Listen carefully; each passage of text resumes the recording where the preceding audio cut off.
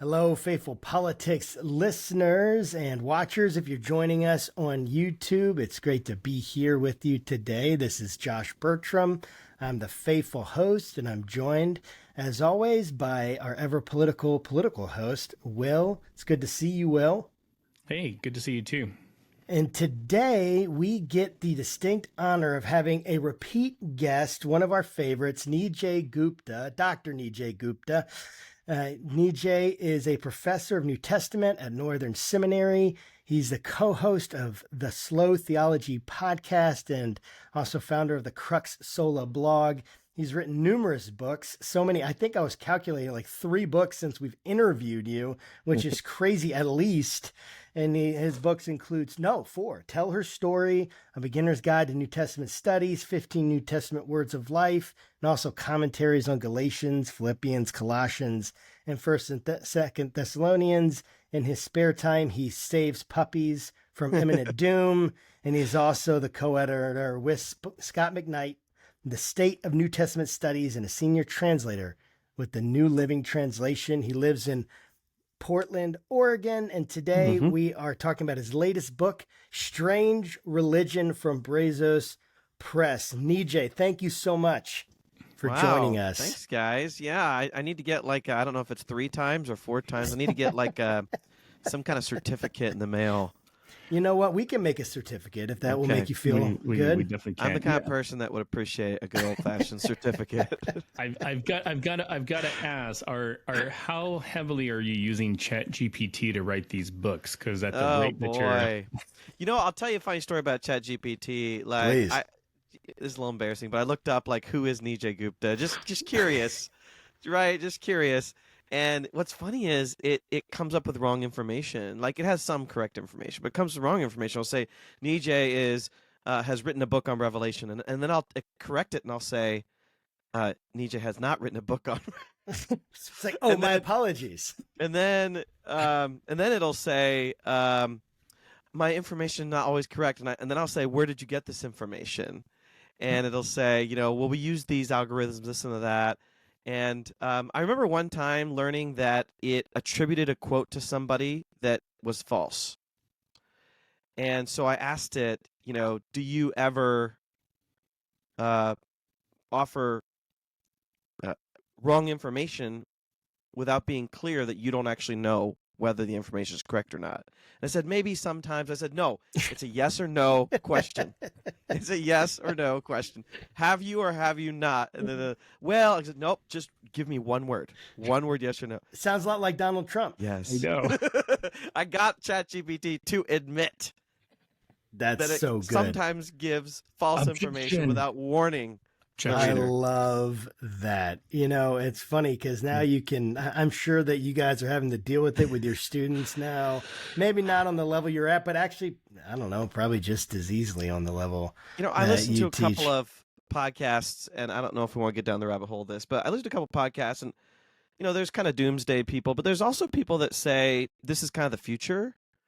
I was just sitting with my kids, and they're working on math, and they just whip out their phones and do all this math on their phones.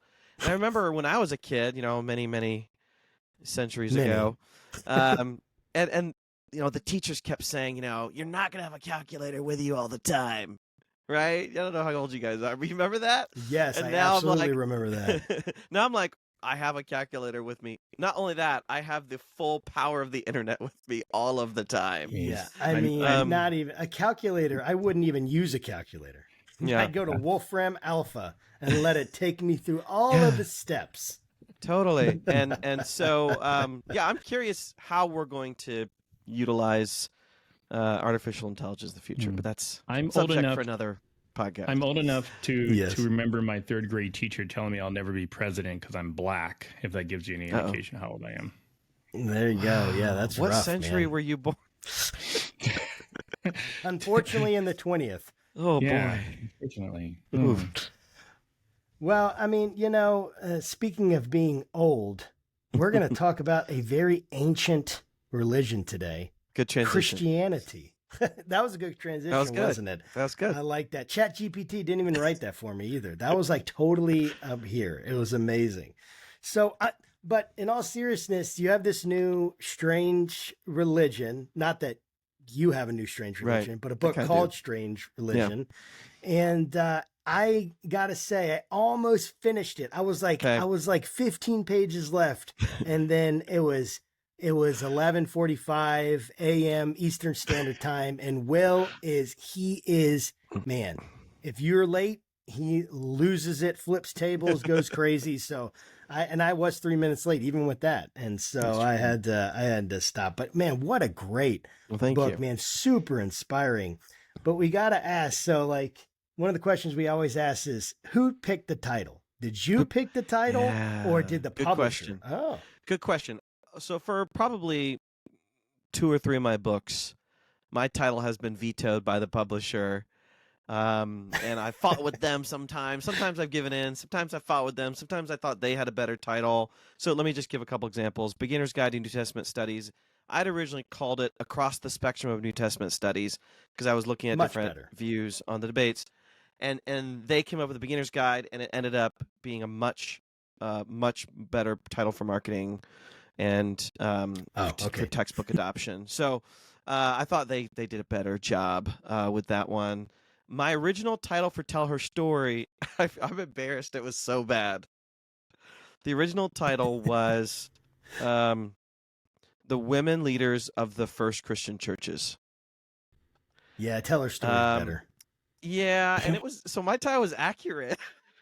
Very accurate. It was very academic and accurate. I like that. Yeah, that's what they said. And they came up with Tell Her Story, and I think they were a little nervous that I wouldn't like it because some authors are really, really picky, and sometimes I have been really picky. And they present to me, say, kind of, I hope you like this. And I was just like, wow. They wanted it to resonate with Say Her Name. Tell Her Story, Say Her Name. Something short, hashtagable, that evoked some of the recent, events in modern history. And then there's also interesting connection to Hamilton, Who Lives, Who Dies, Who Tells Their Story. That may have been in the mix as well for Tell Her Story. But with Strange Religion, this was me. Okay, when I started writing it like 5-6 years ago, I had the title Weird Religion, and then one of my good friends, Leah Payne, already has a podcast called Weird Religion, which is very good. So I changed it to Strange Religion. But so I titled it. Now, okay, you guys are getting really behind the scenes stuff here. So I don't know if I'm going to get a little bit of trouble for this, but my subtitle was slightly different. My subtitle was How the First Christians Were Weird, Dangerous, and Attractive. And they encouraged me to change it to How the First Christians Were Weird, Dangerous, and Compelling. I think because attractive has sort of a beauty feature to it, maybe sexual, and I hadn't thought about it that way. And so they thought, okay, compelling, which just sounds kind of like a reformed, this is compelling. I didn't like it as much, but I trust our marketing people that they know what kind of SEO kind of terms are going to, hit the mark. So I let that go. I did put the word attractive in a couple times maybe in the book, but I snuck it in there. Well, with the church planners, they always have they're always ripped and they have smoking hot wives, so maybe it would have appealed to that, that idea, but let's not get too far off track here, Josh. Yeah. With the Tell Her Story, I would have gone with the title, That's What She Said. Yeah. Well, man, okay. That's because of The Office, I couldn't do that. Good but point. Yeah. So I'm with her, maybe. I don't know. Yeah. Okay. So Strange Religion. What is Strange Religion? What's it all about? And are we talking about the Christian religion or multiple religions? Right. Yeah. So what's the elevator pitch here? The reason I wrote this book is living in Portland, Oregon for the last 7-8 years, and living here through 2016 and following, the Trump era and the pandemic and some of the racial issues going on in the United States, and how this has been kind of hotbed for violence and destruction of property, looting, all kinds of stuff. I don't know why people come from out of town here just to fight, but they do. so I feel like we are kind of an amplification of a lot of stuff going on in the United States. And, Portland is a very unchurched and cynical place when it comes to Christianity. And there's some reasons why it's difficult to be a Christian here, but one of the things I think about, raising kids here, because I grew up in Ohio, so I grew up in the heartland. One of the things about living here is the people that are Christian, generally speaking, really want to be Christian. There's no cultural Christianity here. Nice. There's no, everybody comes out for the, day of prayer, breakfast. Like that's not this place. And the reputation that Christianity has here in my city is a reputation of showcasing and broadcasting the worst of society: racism, sexism, classism, hatred, anti-Semitism, anti-science, all those things. And as a biblical historian, New Testament historian, what's striking to me is Christianity here is the norm. The norm in the United States is the norm in the sense that it's not, in many places, it's not that hard to be Christian. You just sort of slap a Jesus sticker on your car. And in some places in the United States, it actually benefits you to be a Christian. You can hobnob, you can get on the golf course with people, that sort of thing. And what really struck me as dissonant is how much that is the opposite of the first Christians. So when I use the word strange or weird, I'm not talking about like weird hairstyles or weird clothes. I'm talking about deviants. These are deviants. People that, what does it take for people to step away from the safety, comfortability of the norm? And Portland people know that. I mean, they made famous keep Portland weird, keep things local. There are no Walmarts and McDonald's in the city, That's like blasphemy. Okay. You're not allowed here then, Josh. Well, you're welcome anytime. I've been to Portland many a day, and I'm a big fan of Voodoo Donuts. Okay, yeah, it's a little bit of a tourist trap, but you do have the Keep Portland Weird sign right by Voodoo Donuts. The reason I wrote the book is when I look at the convenience of Christianity, kind of Christian nationalism, let's say, that sort of thing, how easy it is to slide from American exceptionalism to Christian exceptionalism, the kind of interplay between the two. Yes. Right? How easy it is to assimilate Jesus to the theology of Americana. Yes. Then I look at early Christianity in the context of the Roman Empire. And I think about in the context of colonialism, in the context of imperialism, think how dangerous it is to be a deviant. Yes. Right? Think about Star Wars, Hunger Games, you name it, anything based on the Roman Empire. Yes. And how hard it is to be a deviant. I don't know if you watched Andor, loved it. It's hard to be a deviant. Rogue One, my favorite Star Wars movie. And here these early Christians were, and they bucked almost all the norms of society, especially when it came to religion, and religion was everything. And I was recently listening to a podcast that talked about how basically everyone is guided by their religion, even if their religion is not called a religion. Right? Whether you're Christian, Buddhist, atheist, whether you're cognizant of your quote-unquote religion, you might call it worldview, ideology, it's a driving force in your life. No doubt. And these early Christians, they were almost completely backwards. I want to read to you a quote here, and this comes from the ancient critic of Christianity named Celsus. And he says, if all men wanted to be Christians, the Christians would no longer want them. And what and the reason Celsus is saying that is he's saying these are backwards people. They Like, you go right, they go left. You go up, they go down. You know, you like black, they like white, or vice versa. And I think what he's trying to say is they don't fit. They're misfits. They're deviants. And this was a common critique of Christianity in the first couple of centuries. Justin Martyr wrote a massive apology, meaning defense, for just this reason, that deviants need to go away. And so I thought, okay, how can I write a book that can create a kind of immersive experience? If you noticed, Josh and Will, in my book, I try to get away from Christianese. I want to make Christianity unfamiliar to Christians so they can rediscover who their ancestors are. I thought it did that. One of the driving questions of the book is, would our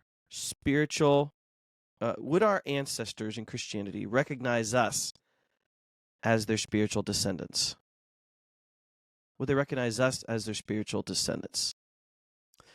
I don't know. Have you guys watched Killers of the Flower Moon? The Martin Scorsese. I haven't seen it yet. Oh, you got to watch it. So my wife and I have been watching it. You know, it's long, so we've been watching segments, but it's about the Osage Indian tribe, early 20th century, interacting with kind of the white people and kind of, I'm not going to spoil it for you, but, you know, business and relationships and things. And the Osage, they want to retain their ancestral identity and culture while still assimilating, you know, for the purposes of business and otherwise. And that's always a dance, right? And that's always, but the question is, how far have we drifted from that original vision?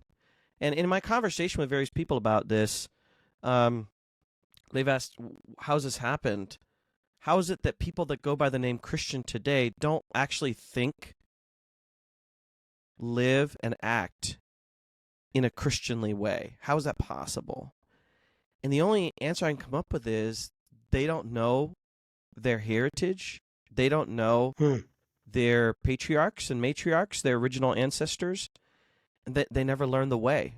And a lot of this is they don't know their Bible, right? And we fail to catechize them into the way. Yeah. I'll let that be kind of a launching point. I love that. You know, in the book, I'd love for you to give some context, and I'm going to bring out this question, but I kept being hit with this thought, man, that was so countercultural and so different than how we are today. And many of the things we take for granted in America as basic tenets of what a society should look like was because of our Judeo-Christian heritage and the way in which now, like the thinking of how love is emphasized, just different ideas in our culture.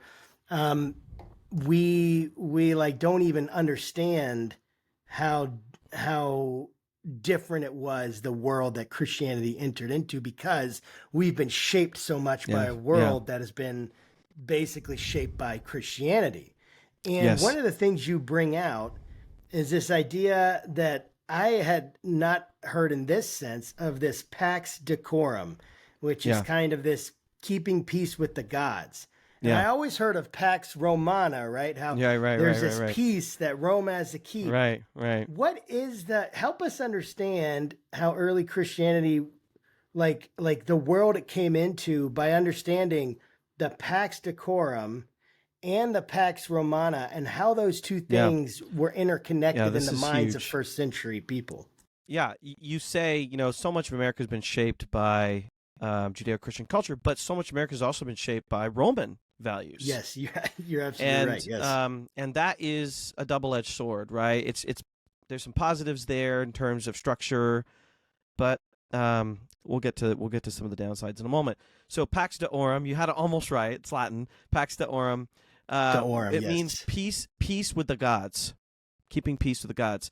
So you know, almost all ancient religions had a notion that gods are in charge and humans are subjects. Now, that's different than a lot of the shopping for a religion mentality we have today, right? If I come door to door and I try to tell you about Jesus, it seems like I'm selling a product that you may choose or not choose for the benefit of your life. It was the opposite in the ancient world. We even have brochures. Yeah, we have brochures. We have pamphlets. Now we probably have apps. But back then, it was like the gods are in charge. They're like divine magistrates and rulers. They have those titles. They have thrones. They have that ideology. And then humans are subjects, servants, whatever you call it. And so, Rome, the Roman Empire comes along. Rome had its own history, but the Roman Empire comes along, and they have this vision after Alexander the Great of basically taking over the world, basically saying we're the best people, and we're going to gobble up the world. Think about like a big company buying a bunch of smaller companies, right? It's this idea we're going to gobble up the world, and under the banner of Romanness, right? And they received from virtually all religions the idea that we want to keep peace with the gods. But they found a way to create an ideology that was distinctly Roman that the gods fit into. So it's not just that they want to keep peace with the gods. They want to keep peace with certain gods, specifically the Roman gods. So we think of like Jupiter, right? Neptune, Mars, those kinds of gods, which, parallel to the Greek Zeus and so forth. So, Jupiter would be the big dog on Olympus, often called best and greatest. So think of society like a pyramid, right? Where you have few at the top and a lot at the bottom in terms of number of people. And at the very top, you have Jupiter and the high Olympians. You have demigods and lower deities. And then on the border between heaven and earth, Olympus and earth, you have the emperor, who, he was called Pontifex Maximus, the great bridge builder between heaven and earth. These were not Christians, right? They were talking about Octavian, right? Become Augustus, some of those people. And so they kind of functioned like a god, even though they knew that they were human. And then below that, you had elites, senators, equestrian class. And then you had this mass of people that were commoners, low-wage workers, the urban poor. And then at the bottom of society, the gutter society, you had slaves, criminals, foreigners, immigrants, and disabled people, essentially. And part of being Roman was an ideology of power, status, and hierarchy and fear. Right? Society had these clear echelons.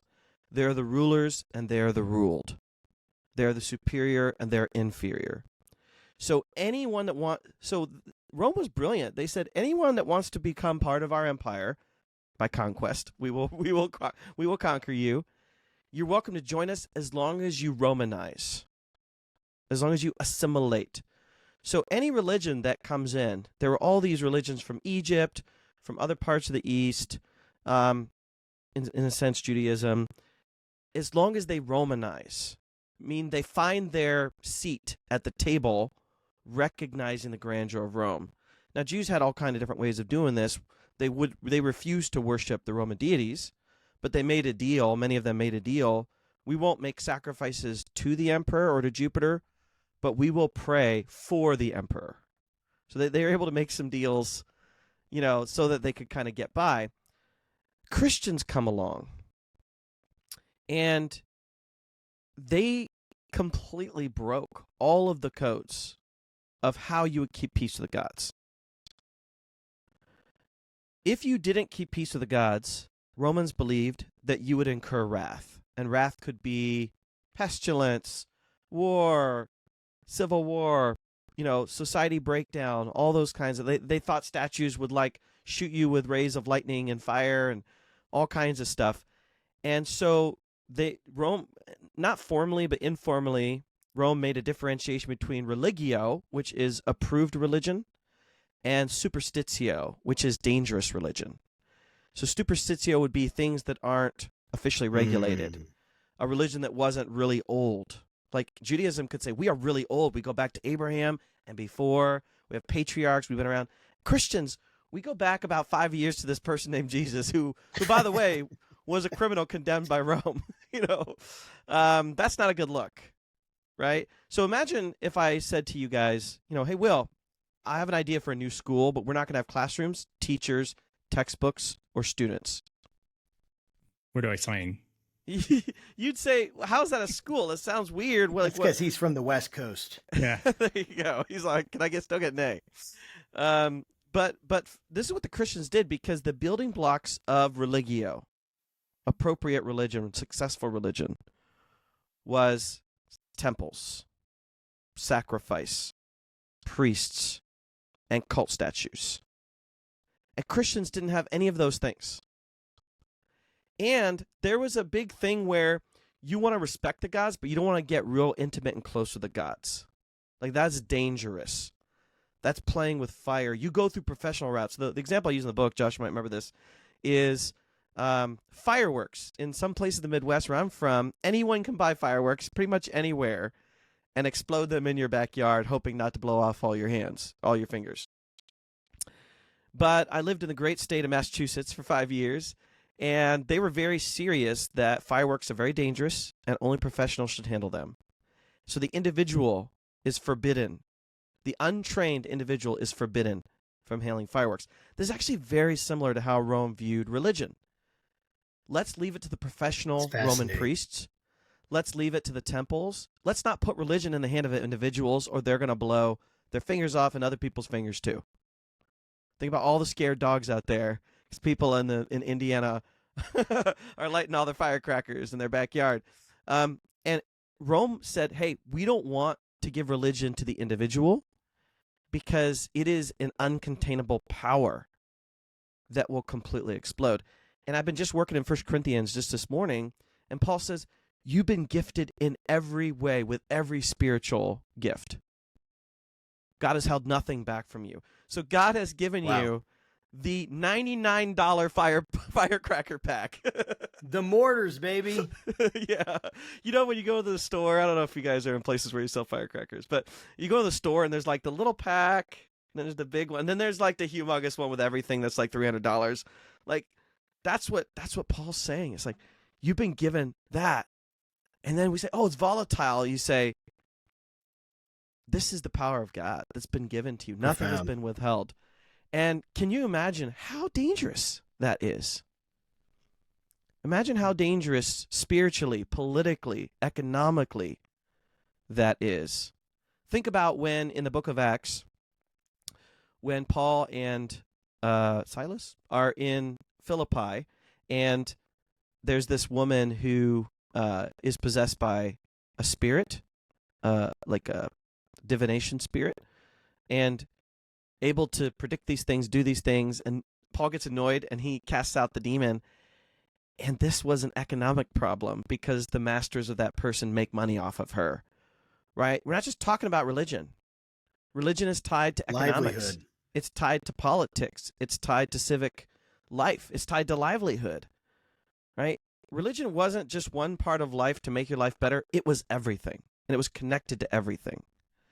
And these early Christians in Book of Acts chapter 17, they're turning the world upside down. That's another way of saying they were strange and dangerous, but also interesting and to some compelling.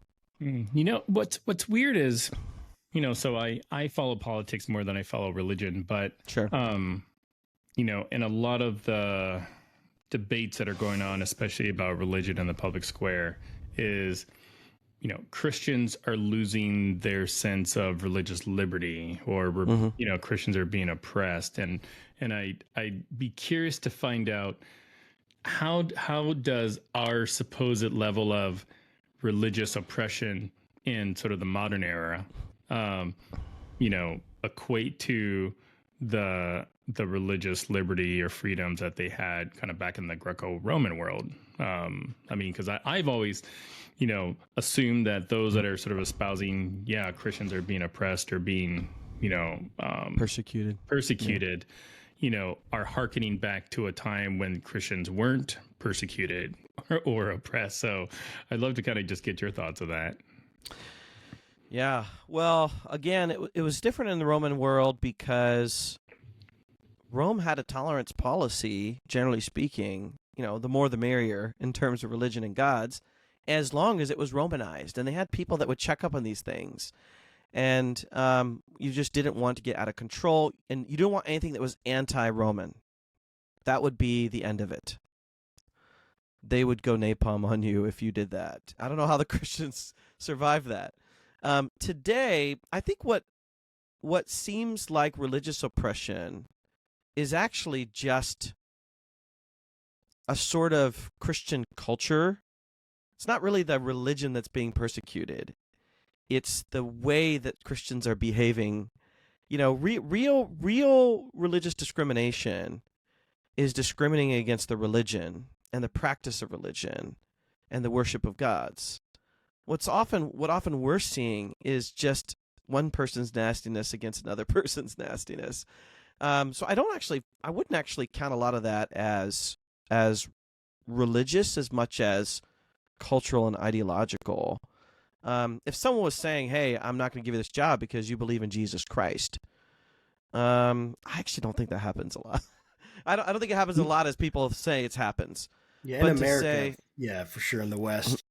Yeah, but to say like, I don't like this particular pundit, I think that's more about the pundit than it is about Jesus, right? That would be my take on it.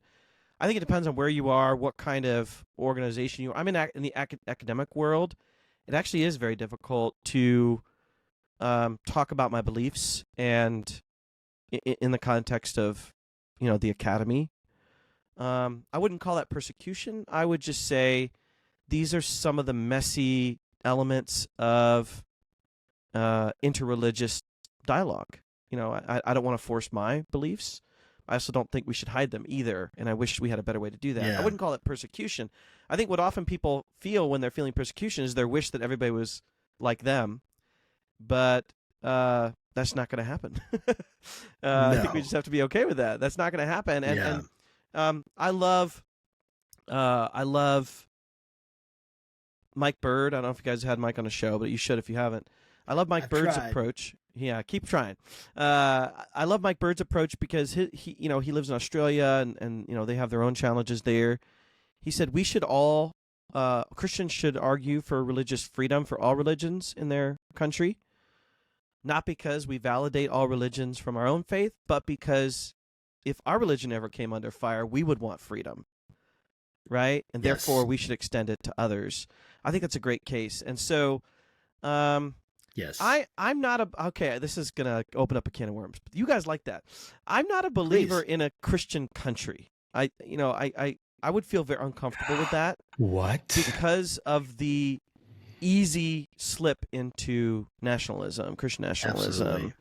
Absolutely. Christianity, Judaism lived under empire in the days of when the Bible was written, and nobody wants to live under an empire. But I think Christianity and Judaism, in a sense, were able to thrive because they didn't have the temptations that are there to just lay back into kind of the conveniences of culture, of being in the dominant culture. I think it's beneficial for America to have certain values that correspond to Christianity, of equality, right? Human dignity, that sort of thing. We could talk about that because that's in my book. But the idea that our nation, we're no longer a Christian nation. What does that actually mean? If we ever had slavery, right? Were we ever a Christian nation? Yeah. I mean, we have dealt with that, that question quite a bit. We're coming out with a documentary, which gives a lot of kudos to Will, who has done so much work behind the scenes and even recording this. It's coming out on Christian nationalism, so keep your eyes open. I'll be it's interested. Gonna be called Heavenly Homeland. We'll send you a link. Super excited about it. So I guess I'm going to combine two questions in one, but it'll basically be one. But this idea that you have, which was fascinating to me, which is probably the biggest difference. And you've alluded to it before and talked about it before, even in this conversation, of the difference between faith and belief, which is what we equate with religion right now in America, and the Greco-Roman understanding of religion, which was practice, which I guess the best way would be orthopraxy, meaning you need to do the right thing, meaning the right sacrifices, rituals, so the gods don't get ticked off at us and we incur their wrath, versus orthodoxy, which is, it's about what you believe. And this idea that is so different than how we view religion in America right now. How did this belief, this change in this early Christianity, how did it shape not only Christianity, but shape the empire, influence the people around them? Kind of getting into more of your point, how did this become so compelling when it felt like it was something so different than the status quo? I'd love to hear you. You really did read the book, Josh. Thank you. I did. Not all interviewers do that. So you have to think about the paradigm of religion, and that's actually what I want readers to really think about today, is what's the paradigm of religion. Rome's paradigm was power and lordship of the sort of government kind. So, for example, taxes are coming up in a few months. When you send in your taxes, they're going to ask you all kinds of stuff about how much money you need to pay, right? Yes. But they don't ask you questions about what's in your heart. They don't ask, do you want to pay taxes? How much do you love the government, right? Would you die for the government? Would you die for your IRS agent, right? They don't ask you those questions. They don't care. They don't care. For the purposes of government, they want you, if you're going to be here and be a citizen or be involved in country, to pay taxes. That's it. That's how the gods were viewed in the Roman world. Hey, you're living on our property. You're benefiting from our sun and rain, right, and our crops. So you owe us sacrifices, obedience, ritual, holidays, right? Not a choice. You do it. It's for the civic good. Just do it and shut up. Don't complain. And we might let you have some parties and enjoy life a little bit. Christians shifted the paradigm. I talk about this in my conclusion, but it's all throughout the book. They said, what if God is not like a man behind a curtain way up there dictating to you what to do? What if he's like a loving parent? And you're in your bed and you had a bad dream and you were crying, and instead of yelling at you from the other room, shut up, kid, he runs in or she runs in and gets in bed with you and hugs you and kisses you and says, tell me what's wrong. It's going to be all right. I'm here for you. How can I make it better? The very fact, four things. Let's talk about four things really quick. One is where Christians, I know, I just keep adding, where Christians meet. I used to think, they met in Homestead, nowhere else. Maybe, but the home became a really important place to meet. If I have a friend that I'm meeting with and I meet them at a mall, it's a different vibe than if I meet them in a restaurant, than if I meet them in my home, right? Yes. If I meet them at home, there's a natural intimacy there. So number one, the people who met in homes, around a table, around their dinner table, or around a common dinner table. Number two, calling God Father and Jesus Son is huge. You didn't typically in the Roman world call God Father. You call God Lord, Master, Sovereign, Regent, Deity, Protector, Savior. But Father, you could use it in the sense of patron, but it wasn't extremely common. And you were really concerned to get their name right. There's all these provisos because you don't want to get struck by lightning. But here, Jesus says, you can pray to my Father using the same intimate language I use of Abba. It doesn't really mean daddy, but it is a term of inner family endearment, right? And number three, the amount that love language appears in the Bible. This is really striking. In Greco-Roman religion, you don't really use the word for love, not in the way Christians use it. You might use the word love like commitment to. I'm committed to my gods. But when Jesus and Paul and the apostles use it, they actually mean love the way we think of love as deep affection. I love Philippians chapter 1, I think verses 8, maybe 9. Paul says, God's my witness, how I long for you with the affections of Jesus Christ. And the word affections there is splanchna, the guts, the bowels, the inner bowels of Jesus Christ. As if in heaven there's this sort of guts machine that's always producing love that flows out to us. I love that. Yeah, that's the image. He says, I love you with the guts, with the emotional guts of Jesus Christ. Like, it's almost like, you have a tap, and you're tapping the love of Jesus Christ so that you can experience that with other people. And the last thing I'll mention that is, and in Roman world, you would never do that because it's superstitio, it's volatile.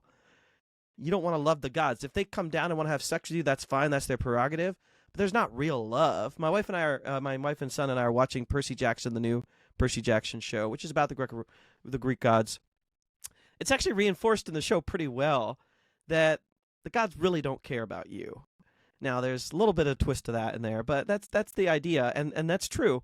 And the last thing I'll mention is the language of heart. The language of heart occurs throughout the whole Bible, Old Testament, New Testament, Deuteronomy, right? Love the Lord your God with all your hearts, repeated by Jesus, repeated in Paul. And this is not something you would really find in state religion. It has nothing to do with the heart. In fact, the heart is dangerous. What you want is compliance and obedience. And so what I think Christianity offers the world is the chance to know a God who doesn't reinforce a power structure that keeps you at the bottom of society, but a storyline where God comes to us to save not the righteous but sinners, to heal not the well but the sick, right? The God that can sympathize. The book of Hebrews is one of the most anti-Roman things you'll ever read. Wow. The God who lives among us and sympathizes with us. It's a profound mystery. And so what I think Christians, would-be Christians of the first century, found compelling, many of them, was Rome left them out. Rome put barriers to their ability to know God, to know significance, to know value, to know human worth, to have hope in this world or the next. And Rome liked it that way. And here Jesus Christ says, why are you weeping? Right? Yeah. And he says on the road to Emmaus, the brides say, oh, wasn't our hearts burning? Right? I mean, it's a powerful thing. So the heart becomes important because everyone has a heart.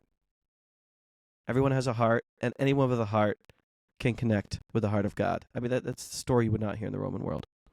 Yeah. I'm curious, and I don't know if this is just a byproduct of me growing up in Southern California, but what, and this may or may not be related to your book, but it was a question that came to mind as you were talking about the distinction between sort of Greco-Roman gods and Christianity. But like, why is it when I was in high school, I learned about the Greek gods, but I wasn't allowed to learn about Jesus? Right. Yeah, I mean, you're an academic. I figure maybe that there's got to be some answer to that. I mean, who knows? Maybe I would have avoided making a ton of mistakes. I mean, I came to faith very late in life, so I'm curious. So first of all, it depends on what state you live in. Depends on what state you live in. Good point. I actually took a Bible as literature class in a public high school in North Central Ohio, so you never know what you're going to get. Not surprised. But I think it has something to do with American politics and of the separation of church and state. I lived in England for 3 years, and they have mandatory religious education in England, which is a more secularized society than America is. So I think it's just some of the peculiarities that we have. But I'll tell you what, and I think this has been true for a long time in America, but it's become accelerated in the last 10 years. We don't know how to talk about religion. Yeah. In society, in politics, in education. And we don't know what to do with individuals and the individual preferences. I think we're going to have to actually, I'm going to open up a can of worms. We're going to have to rethink the American education system, because in some places they're banning the dictionary.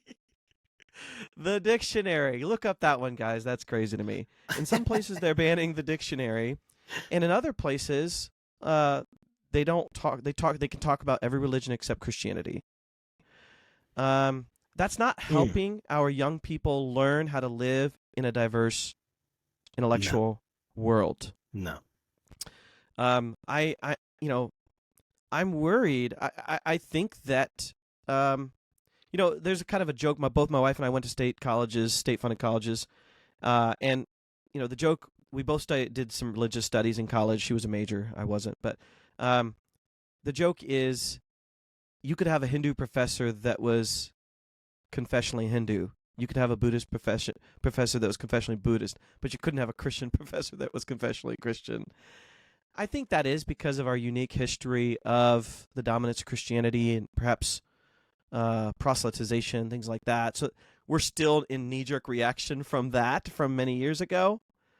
But when I look at, maybe we've talked about this before because I really like you guys, but when I look at who is repping Christianity well in public, I think of people like Stephen Colbert. And I like watching Colbert, and he talks very openly about his Catholicism. He can do it in a way where he can make fun of his own religion. And that actually shows a level of confidence in his faith, that he doesn't have to peacock and he doesn't have to flex, right? Or he doesn't have to avoid it either. I think that's powerful. I don't know if you guys watched a show. I watch a lot of TV, guys. I guess this is just confession time here. You watch a lot of TV and write a lot of books. I watch a lot of TV. So I watched recently Jack Reacher. I don't know if you guys heard of this show.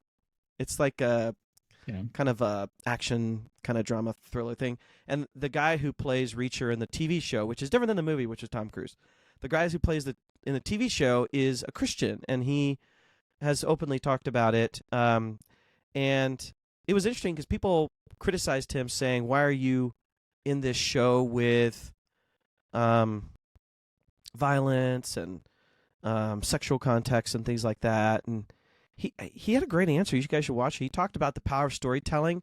When you talk about the brokenness of society, we need to tell those stories. He didn't shy away from that. So going back to Will's question, I think the problem we're facing is trying to please people by suppressing religion, suppressing those conversations. By doing that, we're not training young people how to have nonviolent conversations about things with which we disagree. I've been talking about this with people because it's so funny. Have you seen the AI-generated images of Trump and Biden hugging?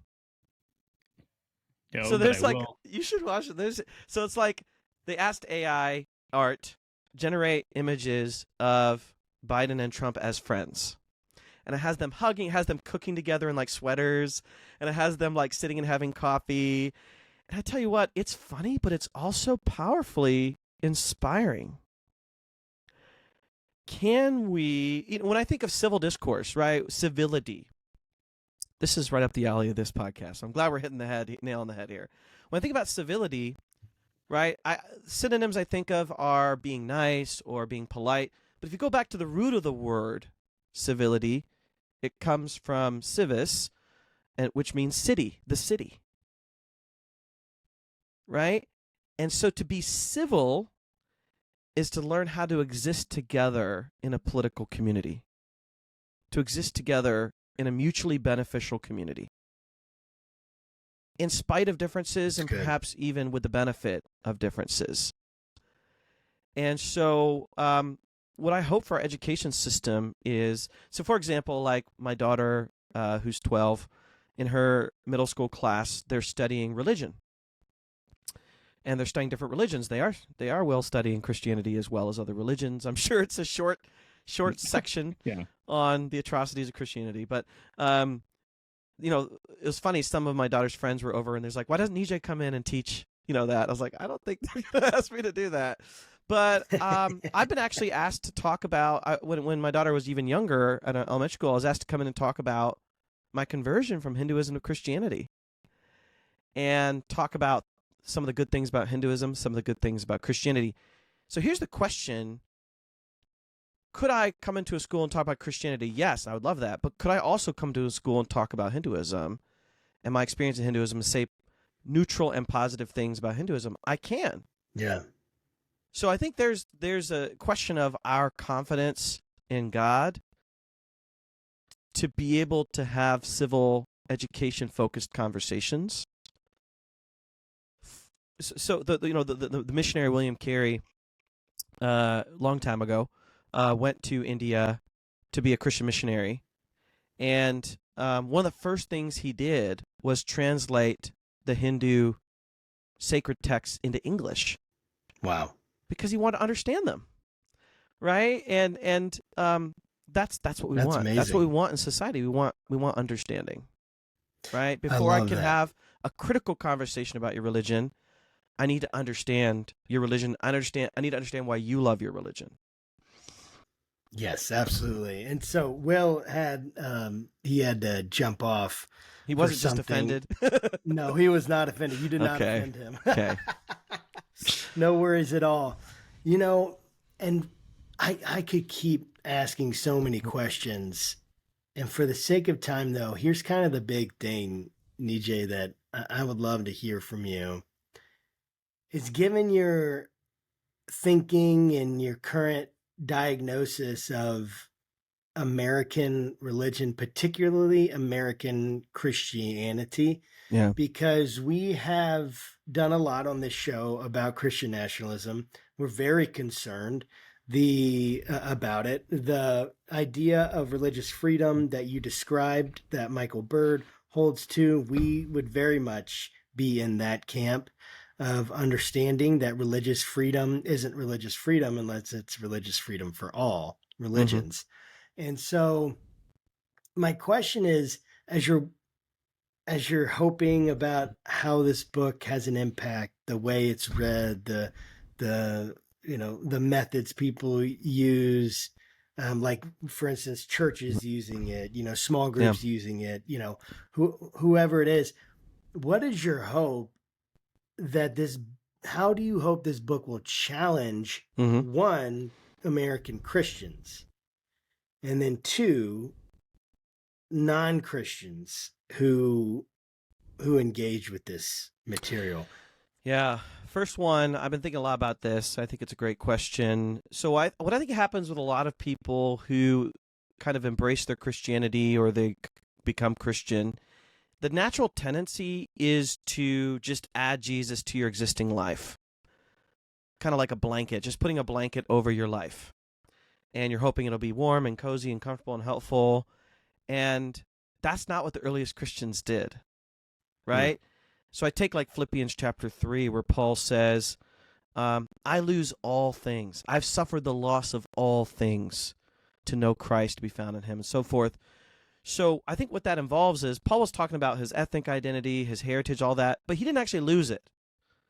What he means is I had to let go of that so I could re-embrace those things with Christ at the center. He wasn't just saying, I'm no longer Jewish, I no longer am the kid of my parents.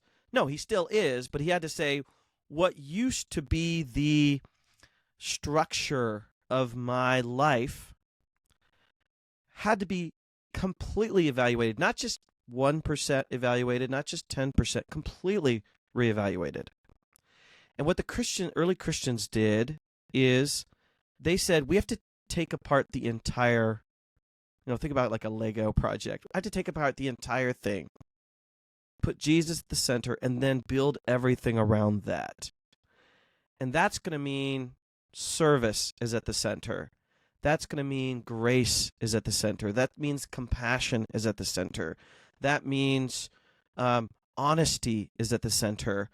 And that's why we have a reputation issue right now with Christianity, is we didn't put the spiritual, theological, political, social, economic, and moral DNA